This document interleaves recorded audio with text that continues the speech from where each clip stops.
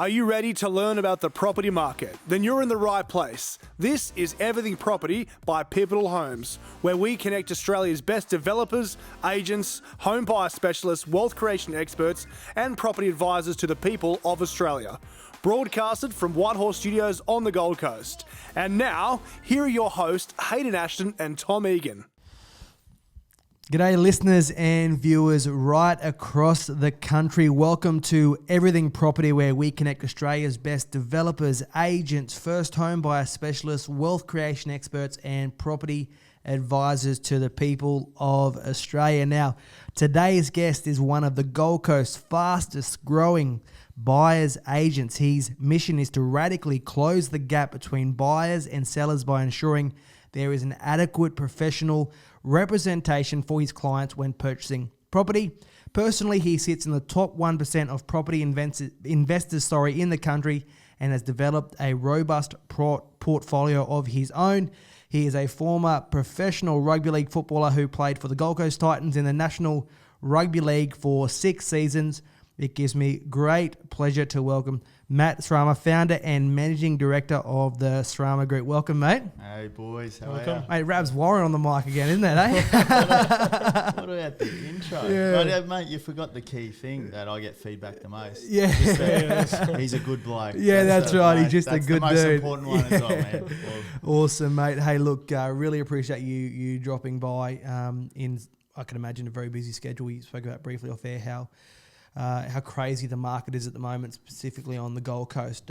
But look, we're in episode 17. I think this is today. Might be 16. I think it's 17. But 17, what we've done is we like to provide the viewers, the listeners, and the people watching context about you as a person, your story into property. Obviously, the inspiration and motivation to get into what you're doing now, and the company itself, Srama Group, and what you're up to there. Yeah, I mean it's a funny one, boys. First of all, thanks for having me, boys. No, you're welcome. I've seen a bit of your stuff after you reached out, and I was excited to come on. So thanks for that. I guess like a lot of things, the business and the vision comes from a personal pain point or a pain point you see in the marketplace. And for me, I just noticed, like a real pain and frustration with property buyers here on the Gold Coast in particular. I'm from Brisbane originally, in a suburb. Yeah, Forest Lake. Shout out to Forest Lake. Yeah, nice.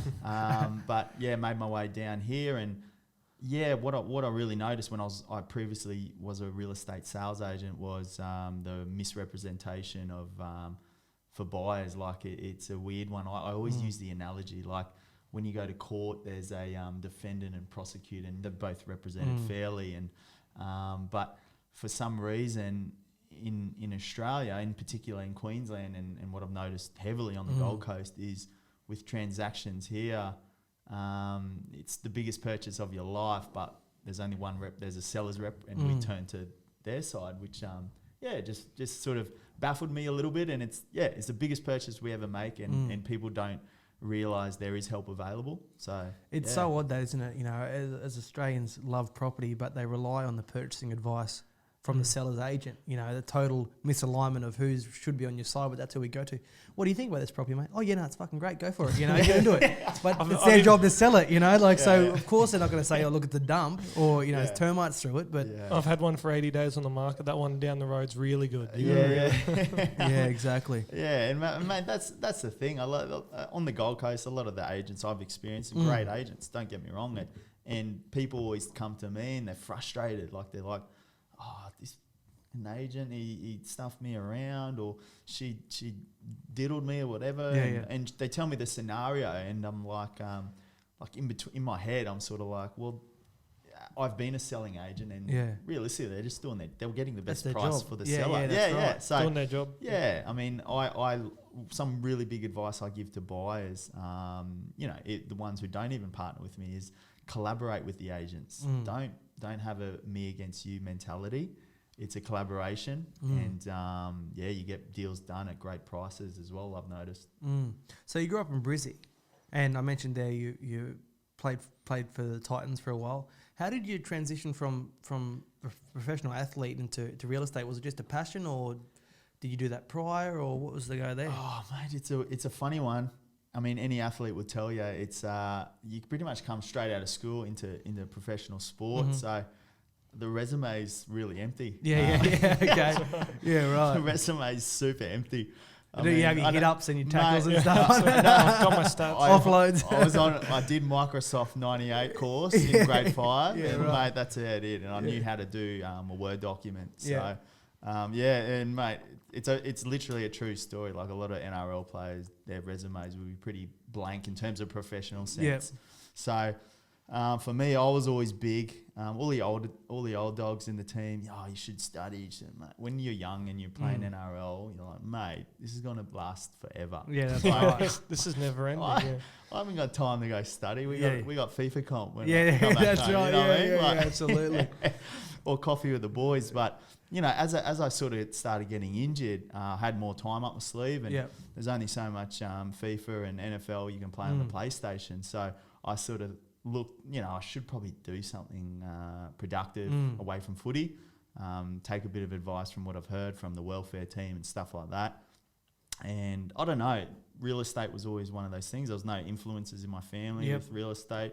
Like mum and dad were just the typical buy and then, living it for the rest of life, hard work hard. And no one in my family invested in property, and no one worked in the real estate industry. So for me, it was like, I don't know. I spoke to a guy at the club once. He was, his name was Smithy, and he was our sort of, what would you call him? Like a welfare sort of manager, really good bloke, just looks after all the younger kids, makes sure they're all on the right track. And he said to me once, oh, Matty, you'd be really good at real estate. Right. And just planted a seed. So random. And then, I was like, I'd be all right. I'll sell a house. No problem. Yeah. And then it sort of started from that. Then I researched and did courses and did my full license while I was injured.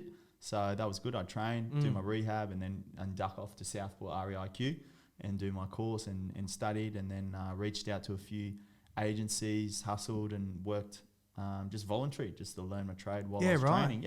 So, and then at the end of the year, I got told I basically needed to retire through medical terms, and I'm really grateful today. I had that sort of the resume had that at least on the on it anyway. You're already 6 That months must ahead. be a shock. Exactly, So you go from thinking, I'm going to be a footballer for the next, for probably thinking for the rest of my life or whatever, and then you get told that it's over, mate, and you're like, oh fuck, everything I've hinged my whole life on this. That must have been pretty scary. Yeah, it was tough, you know what I mean? But to be honest, I could feel it sort of coming. Right. First 2 years, like I debuted when I was 20 years old, and then basically played 3 years straight, barely missed a game. And, won man of the matches, and I was that starting number 9, and there was talks of, making some future rep teams and stuff like that. And then, you think you're killing it or whatever, and then, one injury comes and then another injury, and then the following 3 years, I had a 6-year career in total. The back end 3 years, I probably played 4 games in 3 years. Right. I had around 6 or 7 surgeries sort of back to back, and finished my career with about 9 sort of major surgeries. So when I got to that 9th one, which was my ACL, I did that in round 2, which gave me a whole year. It's a 12-month, generally a recovery. So they told me the year's done. So that was cool. I could just focus on my rehab, frustrating, off contract, all those sorts of things. So, and I sort of thought to myself, man, there's, the body's pretty beaten. I've been told I should retire a few times prior, and I kept chugging away. And then, when I sort of got told to retire, and I weighed up a few options, could potentially maybe go overseas or something like that. I just sort of thought, you know what? There's a lot more to life than footy as well. I'm not defined as a person by being a professional athlete. So I know I've got a lot to give the world in terms of Matt Srama as a person. So for me, 100%, it's tough because it's a change, it's transition, and probably wasn't in my initial blueprint. To retire at 26. So that's probably what shocked me the most. But it built a lot of resilience, and I'm grateful that it actually happened. Yeah, and so That's awesome. So day one of life after footy, what was that like? What did you do? Oh man, FIFA. yeah, Had to have cool. feet up. Yeah, that's right. No, man, it's you ask any athlete when they retire, it's a scary world, man. Yeah, I can imagine. It's like you're in this bubble. Coming out of school, you pop in the bubble, and you're like, this is sick. And then the bubble's finished. You're actually in the real world now. It's sort of this weird feeling, like you're sort of lost. Like lost is a real big one that everyone struggles with, male and female athletes. And it was sort of a bit like a loss. I was like, should I do the real estate thing? Should I have a crack, or should I study something else? Or had nothing planned. I was really lucky, I had some, I wasn't stupid with my money, so I had some time to think. But a lot of guys don't have time. Like they've got families to support. Their money's churning real quick. So I guess in that sense, it's just. Had you already bought property? Had you already started to buy property for yourself? When I was playing footy, I purchased owner-occ and an investment property. Okay. So knowing what I know now, I definitely didn't leverage and do what I know now with my portfolio. But that all happened after I finished. So it's just funny. Like I tell the guys in there, do something with your funds, and I know, like, even to come out of footy with a great property and an investment before I got on my own investing journey, I was happy with that. But now, knowing what I know now, I'm like, I could have really done some damage sort of post career. But I guess you win and you learn as well. So I think that's a big point with. I guess you have all these professionals playing footy. They're earning good money, a lot of them. Coming to the end of the career could be at 28, 32, 34. If they aren't set up financially, what are they actually going into? If they're building, like you're already doing that very young, so from like 22 or 23, you're already buying properties. Going into that and buying properties then, going at 34, you've actually got already, income coming in by then. If you fast forward 10 years and you're earning good money and using the leverage like you've taught them, that's the unfortunate part about athletes. A lot of them it finishes all of a sudden out of nowhere a lot of the time, and all of a sudden, where's 300 grand a year? Where's 400 grand a year that I'm used to getting all the time? Mate, 100, you're exactly right. And then someone for you, you've already got the story of like, I was playing football, I was the athlete. This happened to me at 26, so like you said, a lot of guys don't plan on it finishing at 26. Coming to that, I had 2 properties, and I actually had some time to sit back because I had money put away. But like you said, some people have families, 3 kids and a partner. They might have one owner-occupier home, but at the end of the day, they've got a mortgage to service. So if there's but that's just not footy, is it? That's that could be any job. You could be, let's take it for coronavirus, you could be a pilot right now, and you're no longer a pilot because you're not flying planes. So, but I just meant in the corporate world, there's not many jobs that they can actually go and do. Yeah. They might be able to go get a trade like, I'll just get on the tools because I'm physically fit. But I think there's a good way for your business is like, I've been in your position and this is how we can set you up for 35 or whatever the retirement age average is for them. 100%, and that's something I'm really passionate about because I started building the portfolio more and more as I finished, and I was like, it all clicked. And then I learnt more about finance and servicing loans and all those sorts of things. So I was buying property post career with I was on a 50 grand wage, 60 minimum basic wage. Yeah. So and I was like, far out, if I knew what I knew when I was playing, man, and I was never on a good income when I was playing. Like I don't want people thinking I was like,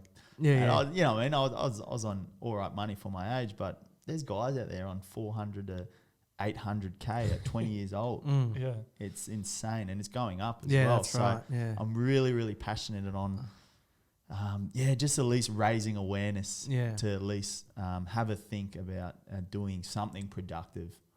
And so what would you, if you were to have, an elevator, not a pitch, but in terms of, to break it down very simply in terms of the Srama Group, buyer's agent.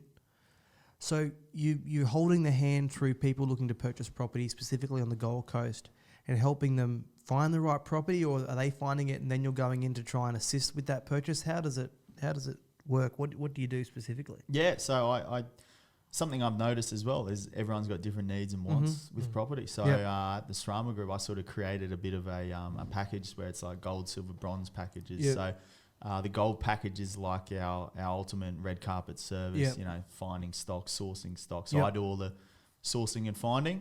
I'm really grateful. I've got a really good relationship with all the agents, especially on the southern Gold Coast. Yep.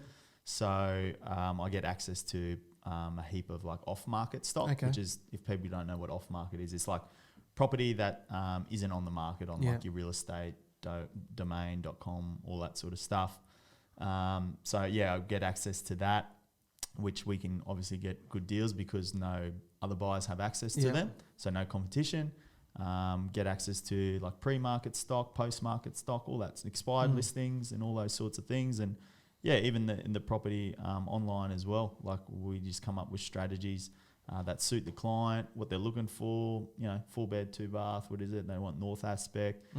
Broad beach down to Miami or Palmy only. Yeah. Watch streets, and I'll give them all the expert advice on school catchment, flooding zones, due diligence with town planners, making sure we're not executing on deals where high rise going next door in a few years, zoning's changing, light rail, all those sorts of things. So people aren't aware of all those things. So just holding their hand and then negotiating for them, post sale process, building a pest, all that sort of stuff, and settlements. So it really is just, because property can be stressful. Like buying property can, especially if you don't know what you're doing with your first one, or even when we buy property, it's like, is this going to be the right thing? Like, and we're, in the industry. So you can imagine as Mr. and Mrs. Smith or whatever who are buying their first property, a lot of questions, a lot of sleepless nights, and a lot of, buyer's remorse pretty much sets in without someone helping you and telling you it's all going to be all right. Yeah. I mean, something I'm like really, really passionate on, and I guess this comes from like my sport background and my mindset with the world, is like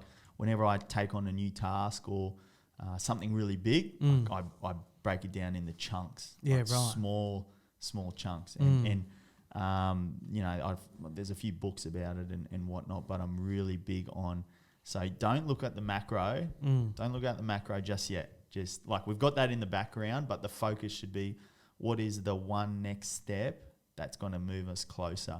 Because if we have this fantasy goal and we look at it as a macro, people get overwhelmed. And it's just like in life, isn't it? Like sometimes we set goals way too big. I love setting big goals, but then what's the next step that's going to get you there? You know what I mean? So like, for instance, I had a client the other day, they've got a budget up to around 900 and, looking in certain areas, and they're asking about building a pet and what should I do? And then what about this and this and this? And sort of said, hey, what about we chat to a broker first and see what our budget capacity is? And so I'm on the same page, and then we can assess areas from there based on your borrowing capacity. I'll leave it at that. Do you know what I mean? Which is another whole part to the buying process they've got to get their head around. Yeah, we've got to worry about the properties, and then like Hayden was mentioning, then you've got to worry about finance and them understand what they're about to go through, because right now it can be 2 to 3 months going through finance. So hectic at the moment. Yeah, and if they don't understand it, they get worried, they start freaking out. Are we not getting it? It's like, no, this is the timeline, but there's also so much involved on the finance side of things as well. Can I just give a hot tip on that? And I'm noticing this at the moment, just with buyers. Maddie's hot tips. Hot tip right now. Tip one. Hot off the Srama Group press, this one. This is a it's funny because as you just said that, this is some dialogue I've been telling all my buyers. Because everyone's asking. Yeah. So one thing I notice with buyers at the moment, they'll go out shopping. So they'll look at, they'll put in realestate.com. I'm probably, they're putting in the suburbs, Tugun or whatever. Oh yeah, I like that one, and then they'll go to it and all that sort of stuff, and then they'll be like, oh, we missed out on the property, and they're too quick, they had other buyers or whatever. And then I sort of said, do you know what you can borrow yet?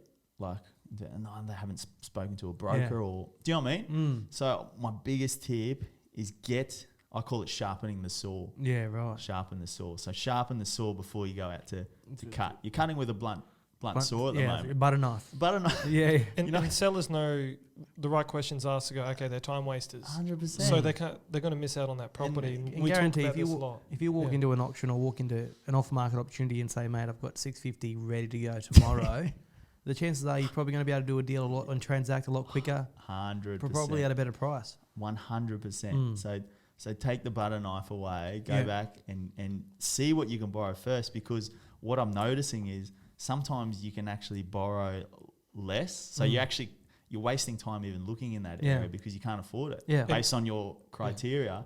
Or on another few clients is, hey, you're actually servicing above that. You wanted to get into Currumbin or Palmy. We can start searching there where they thought they didn't. So you know what I mean? It's sharpen the saw first before we go out. A lot of the time it's them being realistic. They're looking at properties that probably could afford 600, but they're looking at things that look 800. Then they start looking a bit nicer at 950. We need to go back to, and you've then got to have that conversation with them when finance happens. This is what you guys can get. Definitely. If you're looking for that in a property, we're normally going further out 100. from the, and that's unfortunately the other part that you've got to tackle with them. If they've already built that, we've seen 20 homes, we know exactly what we want.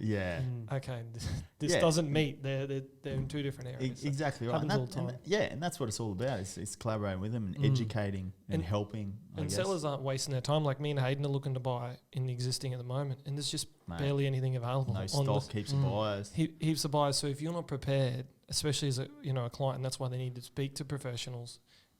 And off market is once again a whole other option that they can get access to. With without that, they a lot more slim chance. But if you're not organised with your finance, then you're not even you don't have the buying power. You haven't even got a seat at the dinner table. Not even a seat. So just big takeaway. Get sharpen the saw. Get that sorted first, and you'll be better off. You'll be in a better position.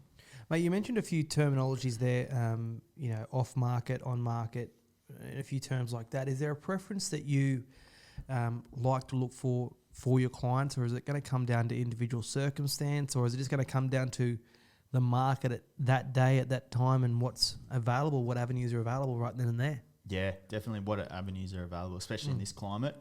Stocks are short, and we're all aware of that. Obviously, if I had a choice, off market every day of the week. Yeah, right.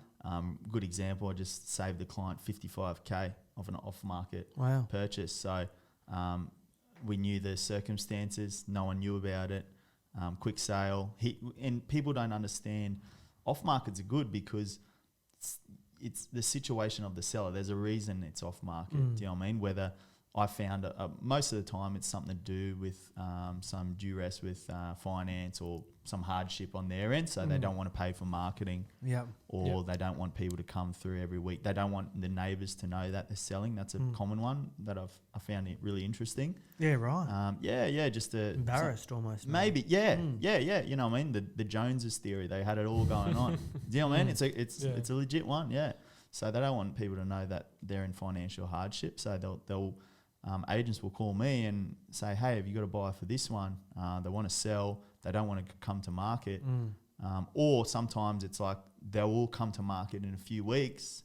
They just want to see if they can try and save some money on marketing by getting it done pre. So obviously that helps my clients because no competition, especially in an environment like this. So one that I really like that people don't look at is what I call post-market. Yeah, I'm not familiar with the term. I assume what it means based off the name, but talk me through like a scenario like that. Yeah, like you might have heard the term expired listing, Yeah, maybe? Yeah. So generally when an agent signs a listing, it's a 90-day agreement. So I sort of rub my hands together sometimes when I see the 85-day mark coming on and nothing's happened. And then I go on my back-end logs on RP Data and Price Finder and all my platforms, and I do some investigating deep. And then I sort of see things like, it was first listed at $8.99. Yeah. It's didn't sell.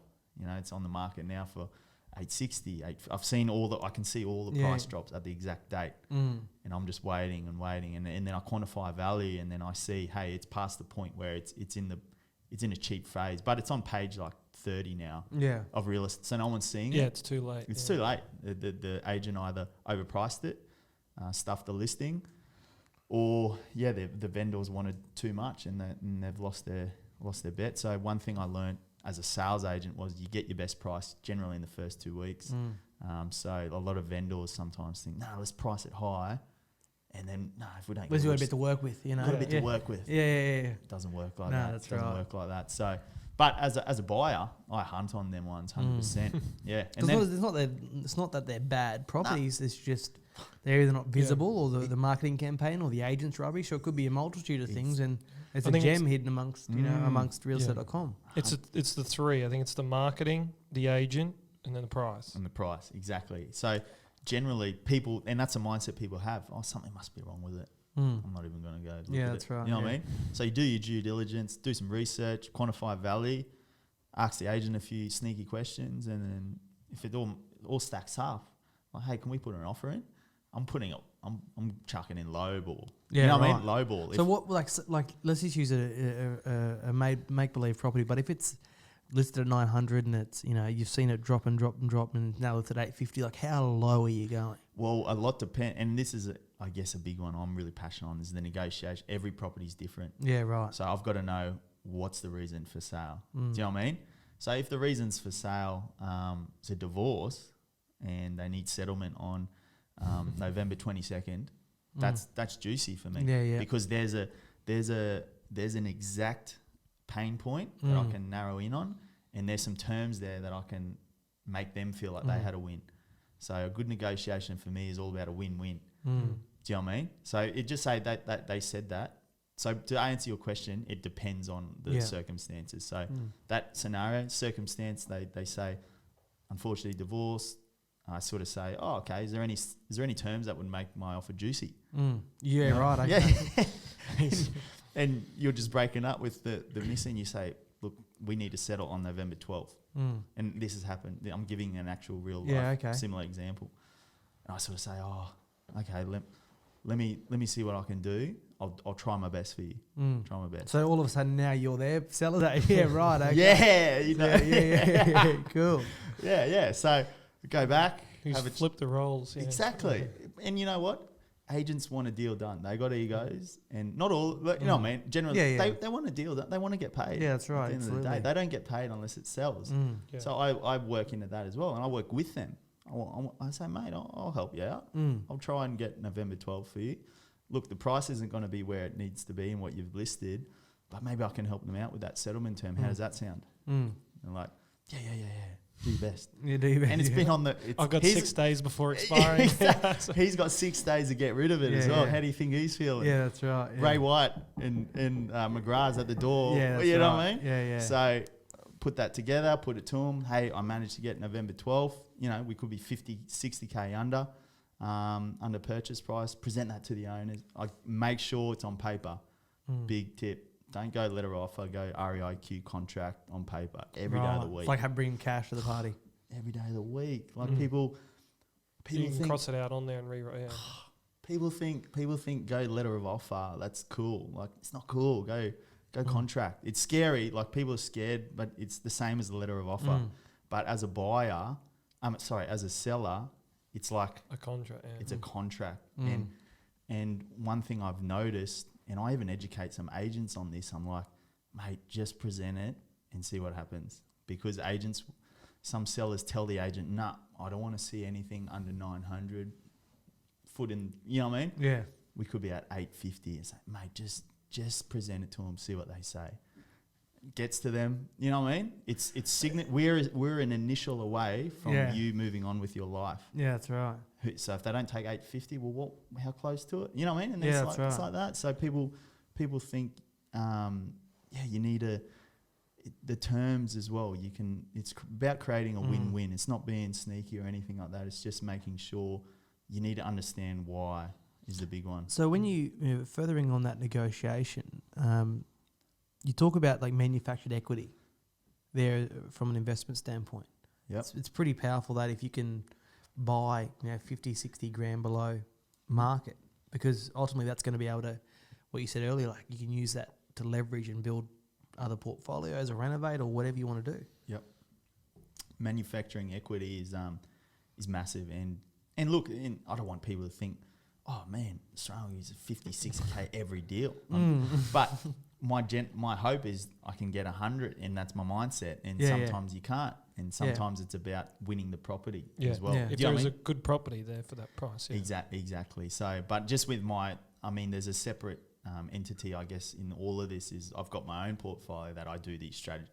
I always try to get at least 50, 60 under. Yeah, right. Because as you said, manufacturing equity. So I look at sort of 3 pillars in my own portfolio and anyone who is into property, the usual one, high growth location. Yep. looking at things like is it moving? So gentrification's always Yep. always one I Ned noticed. Kelly beards, top Yeah, knots. that's it, man. Vegan yeah, cafes. It's F45s.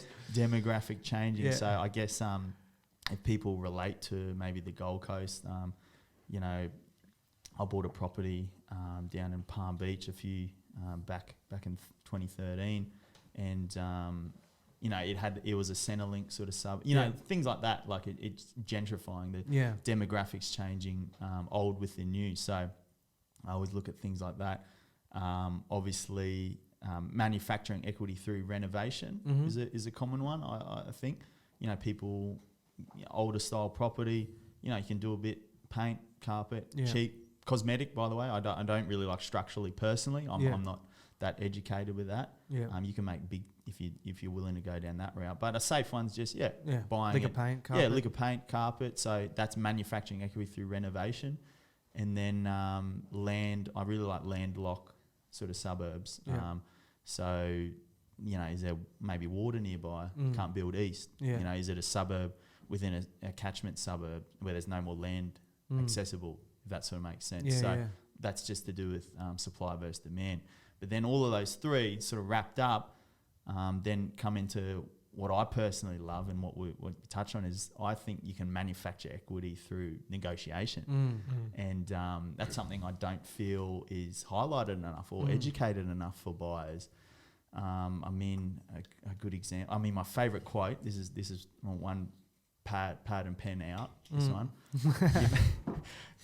You make your money on the way in real estate. Make your money on the way in. Absolutely. So, who's not to say you can't make 50 grand or 30 grand straight up? You know what I mean? No, it's made when you buy 100%. You know, if you pay 100 grand over, it's a long way to break even. Exactly. Yeah. But inexperienced people, how often do they ask for the price to be dropped? They go, "That's what it's advertising for.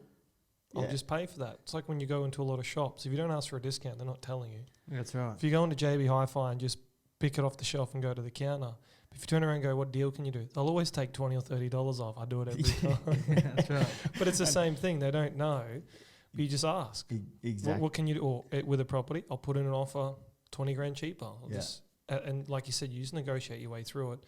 And that's building equity straight away. You've made money on that purchase as soon as you buy it, if it's worth that much. Exactly. And if you're getting it undervalued. Exactly. Yeah, great point. And that's what I sort of try to educate my clients and even friends who aren't my client, like any buyer. I just love helping buyers. But a big one is sometimes don't even look at what it's listed. It could be offers over. They could be doing a campaign, contact agent. Whatever. I don't even look at the list price. I quantify value based on facts around what's selling in the area, comparables, aspects, land size, all that stuff. And then I combine that with creative questions to peel the onion back. Do you know what I mean? We need to get to the core of that onion. As Shrek said, onions have like donkey. Yeah, that's right. We got to peel that bad boy open. All right? So, you know, build rapport with the agent, and they'll be your friend. Like, just build rapport. Like especially if you start to transact, you know, with agents on several occasions. 100%. You become the go-to guy for Palm Beach or wherever, and say, yeah, well, Matty, we get the deal done. You know, let's just go straight to him and see if you've got clients who are willing to do a deal. Yeah, you're going to get a better deal for them if they were going direct or not. It just works out so much better. Yeah. And having the time, there's hours and hours if you don't know the right people either. You've got to spend a lot of time trying to research the right property. Exactly. And then, and as I sort of said, sometimes it's a case once I peel the onion back, you realise, okay, the motivation isn't at a point where we can get a great deal off. So I asked the client, look, this isn't so much about saving you X amount of money. This is about getting you in the property and fighting off these other buyers. Correct. Do you know what I mean? Yeah, okay. So that's something. But then sometimes you peel the onion back, debt, divorce, death, you know, all the D's, something there. You know, ask some creative questions. Is there settlement term? Is there any terms that could make my offer more attractive to the sellers to help you? Do you know what I mean? That's what's peeling the onion back. And then based off that, then I put an offer in. Because I'm not going to lowball an offer when I know there's 15 other interested parties, that's right. and the owners you know, they're not in a huge, they just want their price. Yeah. You know what I mean? I don't want to be disrespectful. Yeah. You know what I mean? So And it's a fine line between that, isn't it? You know, you can Exactly. just be an asshole, Yeah. and walk in and offer, you know, whatever number you want to be, but it's not really going to be effective. And the reality is, you're going to lose face and lose trust and reputation with the agents and the sellers, in especially if you're in such a niche like you are. You know, it's like a hairdressing salon. Everybody knows who's, you know, effing everybody in the area. So if you just become Matt Srama, the dog who lowballs, you're not going to get many friends, are you? Exactly. And that's what I try to educate buyers. Like, if they say, oh, you know, I'd seen this property and I went this much under, I'm like, that's a fair bit under. Yeah. Like, I'm all about, but you've got to understand the situation. And then I sort of asked, well, Mr. and Mrs. Client, like, how did you quantify value on that property? Like, what made you? Yeah. And they said, oh, you know, it was, you know, you put in 50K, a bit of wiggle room here. Yeah, you know what I mean? gut feel. Yeah. But I sort of just trying to help them. Every property dwelling is completely different because behind that property is a story of the seller and a motivation and an agent who's representing it who may be hard or good to work with as well. So there's good agents and there's bad agents as well. Mate, reading your website, there's a clear passion, because you've mentioned it a couple of times even today, is closing the gap between the buyers and sellers. I mentioned it earlier on in the intro or just after the intro about how Australians, we love property. We have a love affair with it. Everyone's an expert. If you go out this room now and speak to anyone outside there, we all can give our 2 cents on what we think of the property market, whether it be good, bad, or whatever. But isn't it funny? I just think it's so funny because that we're not, no one really, like the buyer's agency thing is not a big section of the market in terms of, there's not a lot of people that do what you do in Australia, let alone Queensland or the Gold Coast. It just strikes me, you know, that it's going to be an avenue or an industry that's going to boom, because if you are, you know, what are you paying, you know, let's just, whatever the fees are, 10, 15 grand, whatever they are, and you're saving 50, it just makes sense. Or you're securing that property. The cost of doing business is realistically very little. And if you compare it to the US, I think the buyer's agent thing's a massive industry over there, from what I'm led to believe. I think it's 94% over there of transaction. Is that how big it is? Yeah. It's huge. So it's just normal over there. They call them property brokers. Yeah. So, you know, you see them shows $1 million listing. Yeah. Absolute wax on that show. But anyway, you've got a seller rep and a buyer rep, and it's so normal, and they show them around and stuff like that. So Sydney and Melbourne, in Melbourne they call them buyers advocates. Yep. Getting big down there, really big. Sydney's probably the most prevalent in Australia.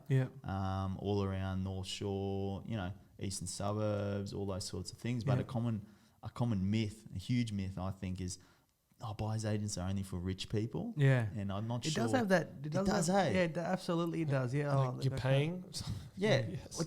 I'm buying $500,000 or $1 million house. I'm paying the whole time. Yeah. And it's funny. I put it in terms as well. Like, we outsource a personal trainer.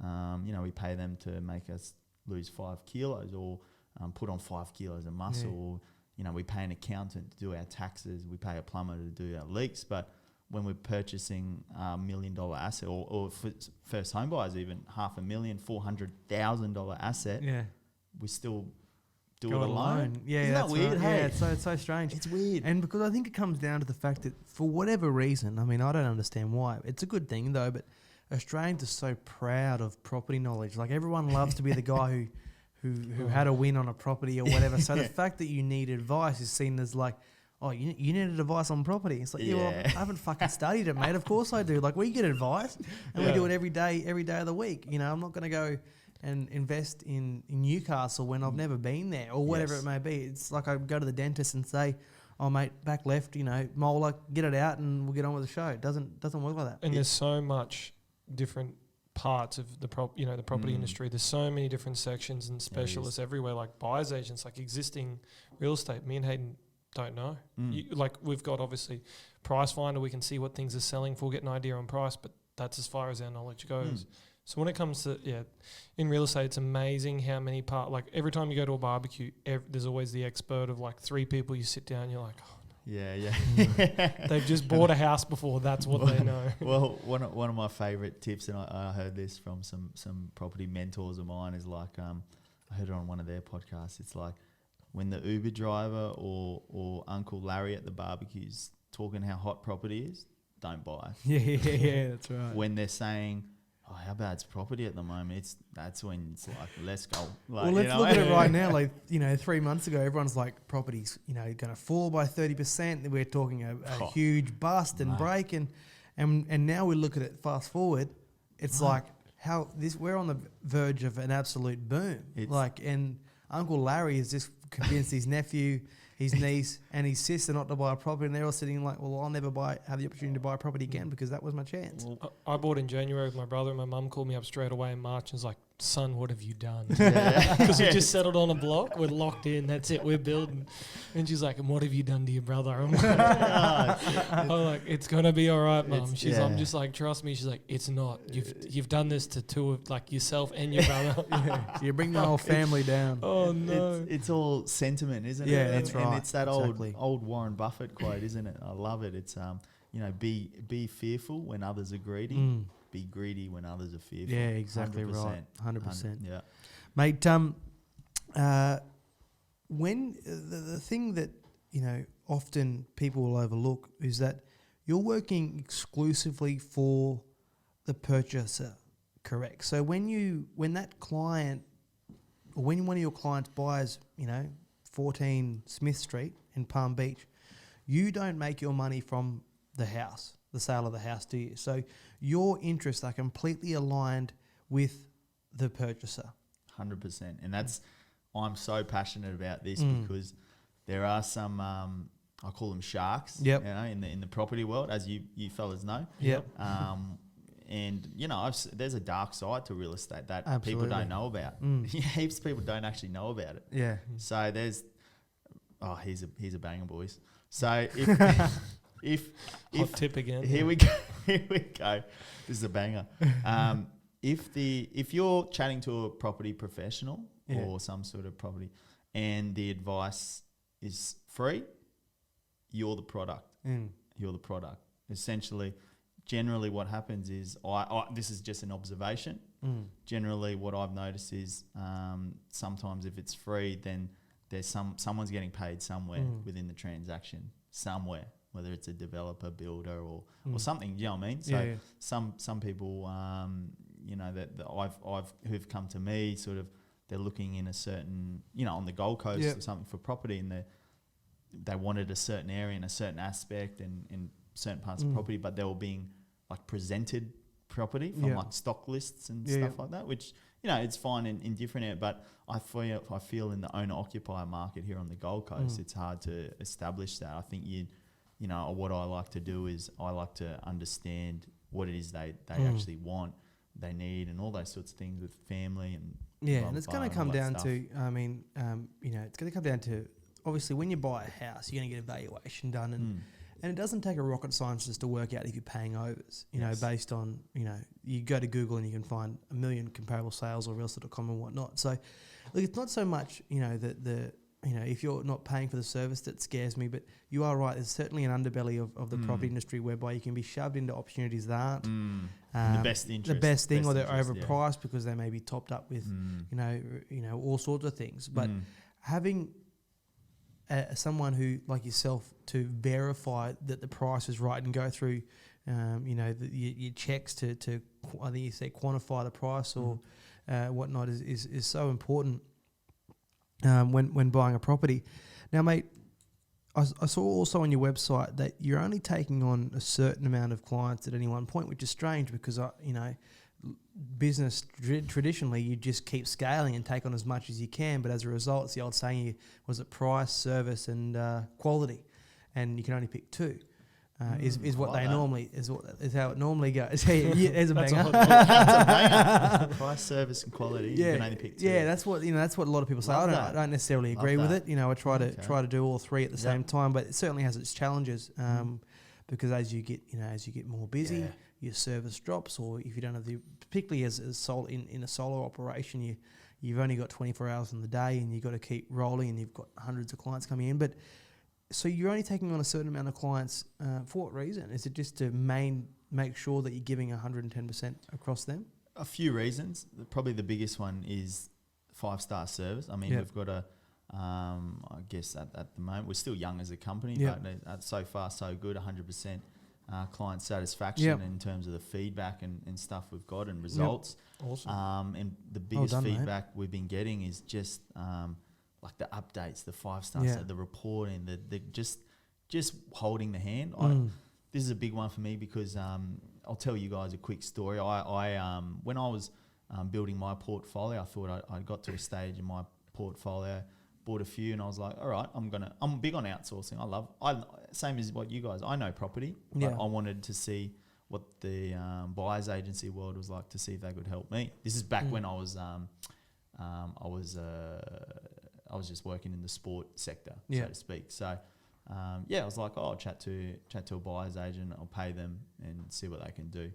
And the model with that company in particular, I won't name names, obviously, but they were more investment property, so not on the Gold Coast, Australia-wide, was super transactional feel. So no one ever called me to even ask what I was looking for, what yield, what capital growth I'd expect. Like if I just gave them my budget, and then literally the property I was being sent was just like a PDF sort of, and that you can tell it's been sort of drip fed to the whole database sort of thing.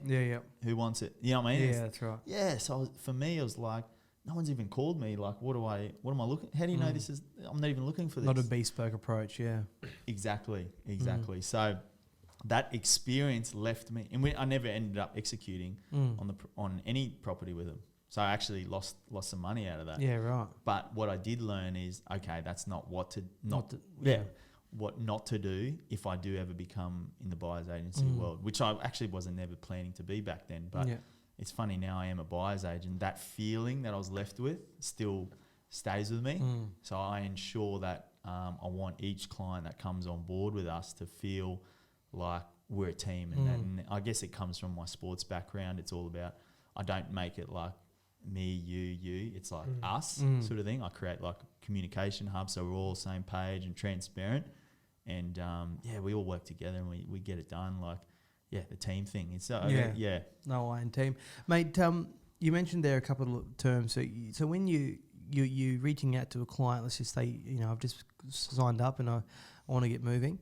So you asking them in-depth details, because obviously it differs extremely from owner-occupier to investor. One being highly emotional driven and where you want to build the cubby house and where the kids go to school, and investors more so numbers driven. Yep. So there's obviously two different completely approaches when it comes to each one. Are you helping both owner and investors? Yeah, as long as it's sort of Gold Coast is my niche. But obviously Gold Coast is a owner occupied driven market. Yeah. So, generally. And so when you talk about how are you yields and capital growth, are you using sort of just average figures, or how are you sort of getting an understanding of how that property may perform? Yeah, so generally each client, and this is that sort of personal approach, I guess, I really like to sit down and first just understand like why do you want to live on the Gold, like what it is you actually want to achieve. And sometimes it's sometimes it's we're downsizing, sometimes we're upsizing, your family on the way. So that's the that's the core. That's the why. And I think that's the most important thing to understand because a lot comes off the back of that, I feel. So, and then based off that, what aspects to the property are non-negotiables? I always like to find out. Yep. Because generally in the owner-occupier market, I'd be upfront with them. I send them curveballs, I send them different things, and then I get feedback on why it wasn't for them. Because sometimes the curveballs, they actually quite like it. Do you know what I mean? It's because it's emotion. Yeah, it's emotion. Right. You know what I mean? So if it matches some of the non-negotiables that we've taken out, and it matches certain areas that they wanted, I'm always big for getting them through it, at least through a private inspection, and letting them feel it for themselves. Because at the end of the day, it's up to them on the execution. This isn't like a fire transaction. Yeah. Once they tell me, hey Matt, we've got an emotional attachment to this, can you do your best? Then that moves into negotiation mode. Do you know what I mean? So for me, understand goal, get to the core of why, and then it's about creating opportunities for them to feel what's best for them and the family or their partner or whatever it is. And so, mate, I mentioned the buyer, top 1% of investors in the nation. In terms of you think right now is still a very good time to buy? Mate, it's always, I mean, I had some really good advice from my broker one day. He's a investor himself. And he said if, like for instance, just say if there was a Ferrari at the front right now and it was $1,000, brand new, would you buy it? 100%. Yeah, because even though you don't really need, I mean, we all want one. Probably but wouldn't fit in one. but generally speaking, it's like if there's a deal, there's a deal. Do you know what I mean? So, I mean, if it wasn't the right time to buy, what causes that? Maybe sentiment, you know, market conditions could be crashing. But then if there's a 600 square meter block, north facing in Burleigh for $400,000, no matter what the condition, I see value in that. Yeah, absolutely. And I'm buying. Do you know what I mean? So is now a right time to buy? Well, look at the asset itself. There's deals. Yeah. I think the best time to buy is when you're comfortable and you're not stretching yourself. Yeah. Because sleep at night factor is most important in my eyes. You don't want to be, you hear just too many people just going there in debt. You know, leveraging 90, 95, nearly 100%, and then, you know, lowest interest rates ever. As soon as it will go up, I reckon. Yeah, like it can't. It has to. Yeah. It has to. So don't over leverage yourself is probably the biggest one. When you feel comfortable, you've got the right buffers in place. Look for an opportunity. Yeah, absolutely. And I mean, when it comes to you know, property investment, there's so many different strategies and so many different ways to execute so many different transactions. I mean, we can touch on them quickly, but as you mentioned, like you've got renovations, you've got development, you've got buy and hold, ways to invest in property, and each individual strategy may change depending on the market conditions right then and there. 100%. And that's the thing, another thing with property as a macro, so many different strategies and room sharing and boarding accommodation and subdividing and duplex, triplex, and there's everything. And you see some people killing it, some people not doing well on every single aspect as well. So don't get too overwhelmed on what the right strategy is. You got to do get educated. I think it's the biggest one. Lean on the right people and learn, and then go off what suits you, what you feel is best. You know what I mean? And are you helping people? Obviously, you know, for me anyway, as soon as I got the taste for property, I knew that's something probably for yourself building your portfolio. I knew it wasn't going to stop at one. I knew I was going to have 2, 3, 4, and so on and so forth. So are you helping people with almost a roadmap? Because as we mentioned, finance is the biggest play. You can love property and you can want to buy as much as you can, but unless you have the ability to finance it, the chances are you're not going to be able to do that. So you've obviously been able to do that successfully with your own portfolio. Are you sharing also the tips on how to continue to expand that portfolio opposed to just the raw property itself? Yeah, I mean, if that's the goal for the client. Yeah. Okay. Some clients just want to put their career focus, so they're more worried about just get us a property and focus on my career. Yep. We only want one and that's it. Yep. Yeah, and that's cool. You know what I mean? Yeah. Yeah. So again, but if a client said to me, hey, we want to buy one property that has potential to be an investment and then leverage into the next one and then keep going, well then, yeah, of course I can give them sound advice and all those sorts of things. Like I'm not a financial plan and giving financial advice at all, but I can give on my experience and what I've learnt and things like that. So, there's a lot of moving parts at the macro, isn't there? There's heaps of moving parts. And it comes down to, I mean, you know, for no matter who you're helping or what you're doing, whether it be, you know, a footballer or a builder from our point of view, or a buyer's agent. You mentioned at the start, the most important thing is I've always think good things happen to good people, regardless of what it is that you're doing. If you go out with the intent to do your best, whether it be, you know, playing on the footy field or helping someone buy a property, good things will happen, and a lot of the time things will just work out. Especially for the clients you're getting, it's not just transactional, because if they've had a good experience, you got them a good deal. If they ever want to sell or upgrade to a bigger home or downsize, like you said, you're building a database of clients that are going to come back. They're going to call you straight away like, I'm ready to buy again, and I didn't look last time, I didn't need to do that. can you source me this? Well, Once again, so you're building a database over time with referrals, and that's the best strength, I think, of that's, direct feedback of how good you've performed for them. If you got referrals, then I think that's a result on how well you've done. 100%. And as I said, we've been full time, I guess, as I left my last job for, only eight weeks really. And just one client's led me to another client, just off, first of all, the satisfaction, but people are like, far out. I didn't even, like my last client I just helped, they partnered up on Tuesday, showed them a few off markets and pre-markets, whatever, private inspections Wednesday, Thursday, under contract Friday. Yeah, wow. And sold this week. So, and that they were looking for 6 months.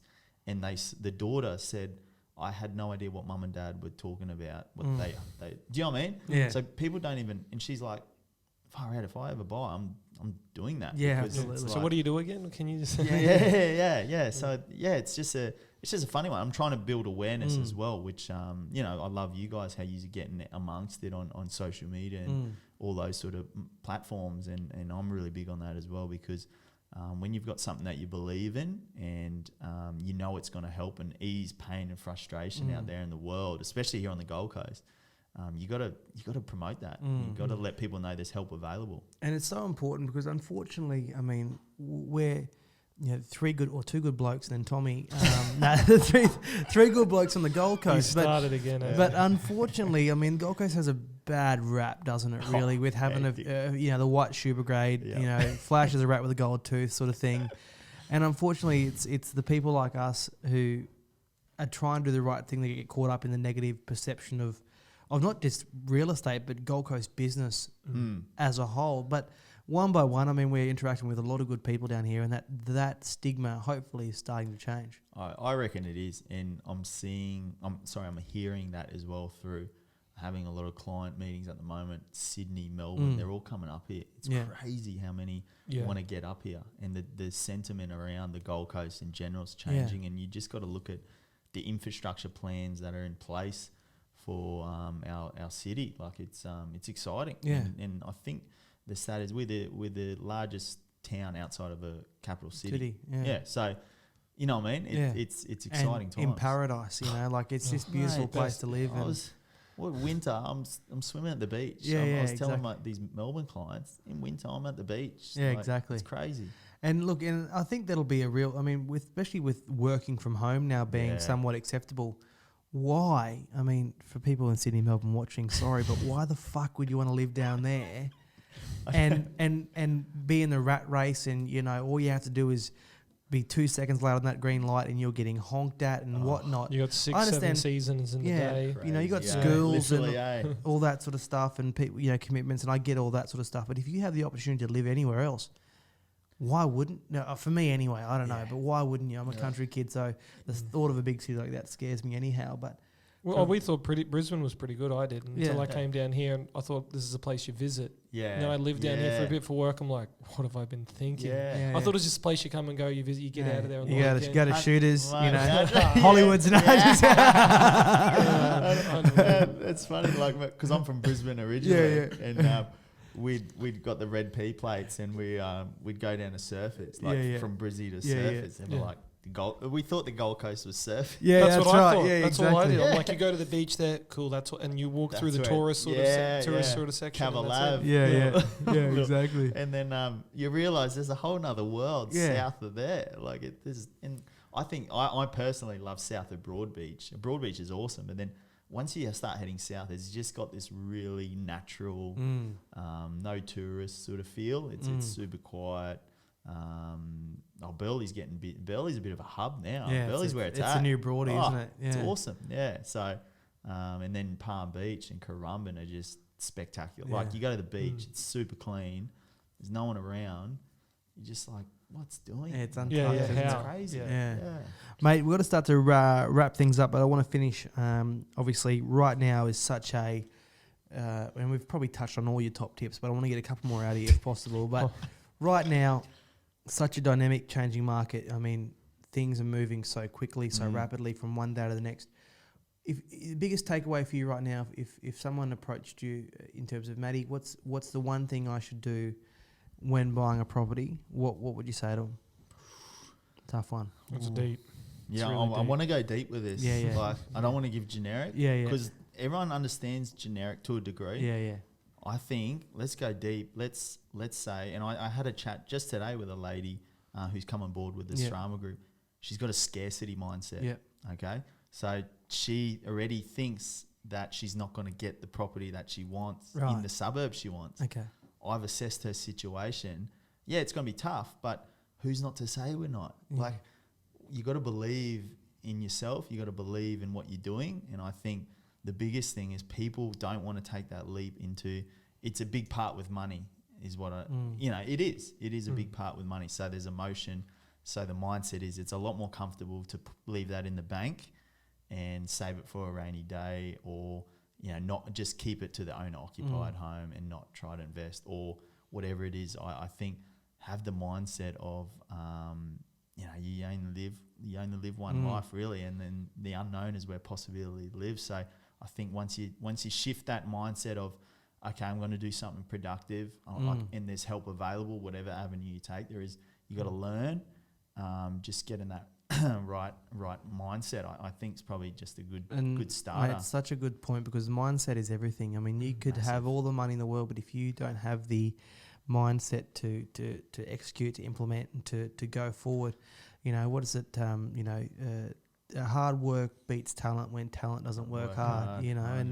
And that's something that is evident right across everything that you do. Your hard work will prevail, and that's just there's a lot of hard work mentally in buying property, because you got that mental step to be vulnerable to put that 600 grand on the line. Yes. But with the help of someone like yourself, with an expert or whatever it may be, that risk is mitigated. I suppose it's not as if you're throwing 600 grand, there it goes. You've got an asset that's going to appreciate and rent or whatever it may be. So great tip, mate. But look, wrap it up. How do people get in contact with yourself? What's the best way? Socials, all that sort of stuff? Yeah, the website is www.thesramagroup.com, or contact details on there. Or if you're on the socials, at Matt_Srama on the gram, Matt Srama on Facebook. It has all the hot press tips going down there daily. Yes, there's going to be some repurposed content for this chat.